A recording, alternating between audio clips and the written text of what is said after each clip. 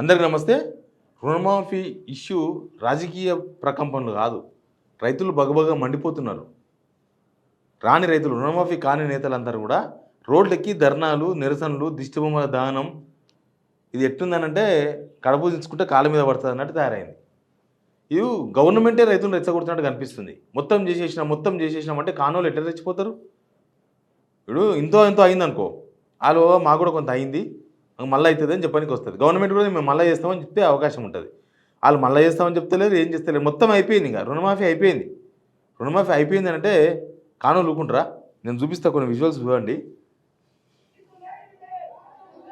ఏడేది ఆర్మూరు నియోజకవర్గం ఆలూరు మండల కేంద్రం వల్లనంట.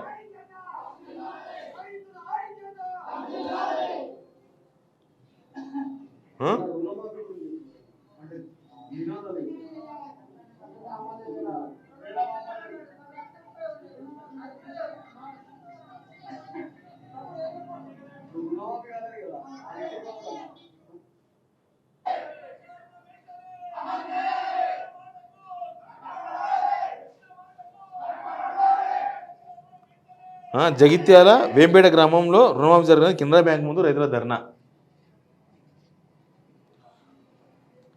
ఆర్మూరు నియోజకవర్గం ఆలూరు మండల కేంద్రంలో రుణమాఫీపై ధర్నా.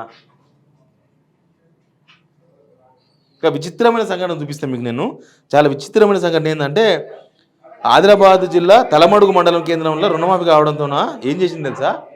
ఏం చేసింది చూడండి. పాపం అట్లా చేయకూడదు.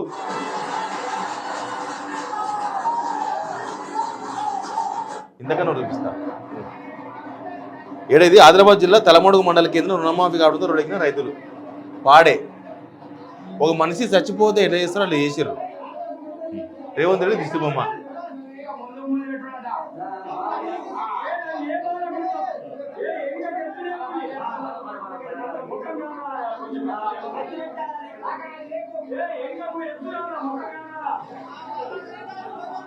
రేవంత్ రెడ్డి చూస్తే ఏమైపోతాడో. రైతుల ఆక్రోశం మనం ఏం చేయలేము. వాళ్ళ బాధను ఇట్లా వ్యక్తం చేస్తున్నారు. రుణమాఫీ కాలేదు, అగ్రికల్చర్ ఆఫీస్లో సమాధానం లేదు, బ్యాంకులలో దిక్కు లేదు, ఏం చేయమంటావు?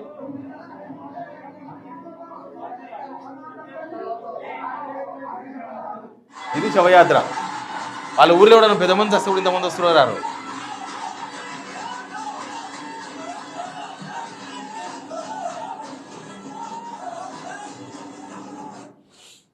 ఇది పరిస్థితి. రాష్ట్రంలో రుణమాఫీ బగబగలివి. రుణమాఫీ కాలేదని ఎప్పుడైనా సరే ఇట్లాంటి జరిగినప్పుడు, ఇట్లాంటి చేసినప్పుడు ప్రతిపక్షాలు చేస్తుంటాయి. ఎక్కడన్నా ప్రతిపక్షాలు కనిపిస్తున్నాయా? రాజకీయ పార్టీలు కనిపిస్తున్నాయి? ఎక్కడన్నా ప్రతిపక్షాలు కనిపిస్తున్నాయా? రైతులే కడుపు మండి రోడ్డు మీదకి వచ్చిన వీళ్ళు.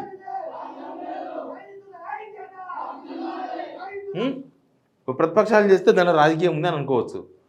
మళ్ళీ మీరు రుణమాఫీ అయిపోయింది, రుణమాఫీ అంతా సక్సెస్ అయిపోయిందని అంటేరి చూస్తేనేమో రైతులే రోడ్డుకి ధర్నాలు చేపట్టరి. ఇంకా ఇప్పుడు ఏం చెప్తారు మీరు రైతులకు సమాధానం చెప్పే ముఖం ఉందా? రైతులకు సమాధానం చెప్పే ఎవరైనా పెద్ద మనుషులు ఉన్నారా కాంగ్రెస్లో? ఇప్పుడు మాజీ ఎవరు మంత్రులు, మాజీ కాదు మంత్రులు సప్లై చేస్తలేరు. ఫస్ట్ నుంచే సప్లై చేస్తలేరు. వాళ్ళు ఎమ్మెల్యేలు దిక్కు లేకుండా పోయినరు. ఒకసారి పోయిరారు ఎమ్మెల్యేలు, వీళ్ళ దగ్గర పోయిరారు. ఒకసారి తెలుస్తుంది. ఎమ్మెల్యేలు దిక్కులేరు. కాన్స్టిట్యూన్సీ ఎమ్మెల్యేలు ఎడిపోయారు, పోయారు రైతుల దగ్గర పోయి చెప్పిరా పండ్రి. నిన్నమొన్న పొన్నం ప్రభాకర్ అన్న ఉరికిపోయి ముందే తెలుసుకుంటారు కదా, వాళ్ళకి ముందే సమాచారం ఉంటుంది. పొన్నం ప్రభాకర్ అన్న ఆడుకొస్తున్నాడంటే ఆ రైతులతో మళ్ళీ వచ్చిందని చెప్పాలి. ఇప్పుడు పొమ్మని ఇప్పుడు 100కు 30 మందికి అయితే 70 మందికి కాలేదు రుణమాఫీ. 70 మందికి. ఇది దగ, మోసం, ఇంకా ఏమైనా ఉంటే అవన్నీ రుణమాఫీ విషయంలో. మీరు ఇప్పటికి పూర్తి కాలేదు, ఇంకా చేస్తామని చెప్పండి. రైతులు ఆశతో ఉంటారు, చేయండి. ఎప్పుడు చేస్తారు డేట్ చెప్పండి. కానీ ఇది అయిపోయిందని చెప్తున్నారు మీరు. రుణమాఫీ అయిపోయింది. ఇంకా రైతులందరూ కూడా ఇప్పుడే రోడ్ ఎక్కి నిరసన తెలిపినారు. ఇప్పుడు ఏం చెప్తారు మీరు సమాధానం? ప్రతిపక్షాలు అంటేనేమో వాళ్ళని కొడతారు. హరీష్ రావు రాజీనామా చేయాలని అడుగుతారు. ఇప్పుడు ఎవరు చేయాలి రాజీనామా? ఈ రైతులు ఎవరిని అడుగుతున్నారు? హరీష్ రావుని చేయమంటున్నారు రుణమాఫీ? రేవంత్ రెడ్డి చేయమంటున్నారా? మంత్రులు ఎక్కడ పోయినరు? అసలు చప్పడలేదు. రుణమాఫీ చేసామన్నారు, ఇంకా పత్తా లేకుండా పోయి రెడ్డి పోయారు. మంత్రులు ప్రెస్ మీట్ పెట్టి చెప్పమనండి. ఎవరైనా పొంగులేటి శ్రీనివాసరెడ్డి ప్రెస్ మీట్ పెట్టి చెప్పమనండి, మస్తు చెప్తాడు. తుమ్మల నాగేశ్వరరావు ఎక్కడున్నాడు? అడ్రస్ లేకుండా పోయిండా? చేసినప్పుడు దానికి రెస్పాన్సిబుల్ కూడా మీరే, ప్రభుత్వంలో ఉన్నారు. ఇక చెప్పేసి దుప్పట్లు మూసుకొని పండుకుంటే కుదరది. చెప్పాల్సిందే, రైతులకు రాని రైతులకు సమాధానం చెప్పాల్సిందే. వచ్చిన రైతులు ఇప్పుడు ఊర్లో ఎట్లుంటుందో తెలుసా, వచ్చిన రైతు రాని రైతులు, వచ్చిన వాళ్ళు తక్కువనే ఉన్నారు, రాని రైతులు చాలామంది ఉన్నారు. వాళ్ళ ముందు ఆ రాని రైతుల కడుపు మంట ఎట్లుంటుందంటే, కడుపు మంట అంటే మా గాగపాయ అని, మా గాగపాయ ఏంది ఇది అని. వాళ్ళు ఎవరు అడగనిక మనుషులే కనిపి రెస్పాన్సిబుల్ బాధ్యతాయుతమైన మనుషులే కనిపిస్తలేరు కాంగ్రెస్లో. ఇప్పుడు రైతులకి ఎవరిని అడగాలి?